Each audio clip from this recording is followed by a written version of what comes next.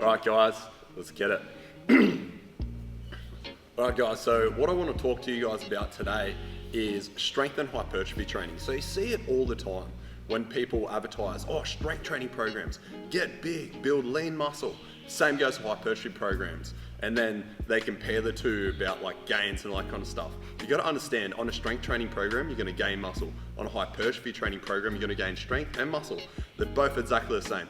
So the only difference in a strength and hypertrophy training program is a rep range. So literature basically tells us strength training is 1 to 5 reps, generally for 3 to 5 sets on a given exercise, and it's generally carried out on compound exercises: bench, deadlift, squat, shoulder press. And then you've got hypertrophy training, it's generally 8 to 12, right?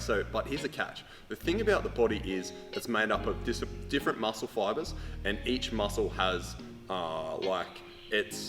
your body's evolved for a specific purpose. So each muscle is designed for a certain purpose. So you have like postural muscles, you have functional muscles. And so when we're talking about fitness, each muscle has a specific purpose. So when you talk about muscle hypertrophy, strength training, and hypertrophy programs, each muscle is going to respond differently to the amount of intensity, amount of volume you carry out on each muscle group. This is the thing. So you need to be carrying out both rep ranges to get the most out of your training. So the thing about the muscle is it's going to fatigue early. The type 1 fibers are going to fatigue early. So you might do shoulder press.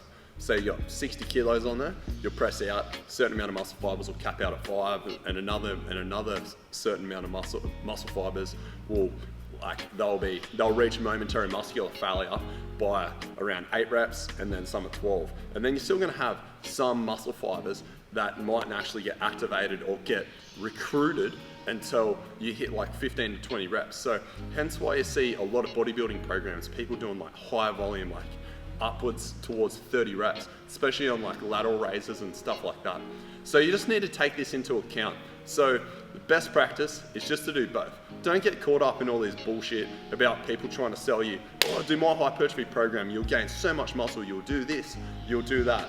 Just understand each muscle has a function and a purpose, okay? And they're made up of type 2 and type 1 muscle fibers, and there's other components, but what I'm saying is each muscle group is going to fatigue differently and has different dosages of like a hormonal response. So you have a minimum dosage and a maximum dosage in regards to how it responds to muscle hypertrophy and stress. So what that basically means is you need to carry out a certain amount of volume to stimulate growth in that muscle group. So generally shoulders, high volume training, so higher reps. You want to be doing the lower end as well, but generally upwards of like 20 to 30 reps, especially on lateral raises.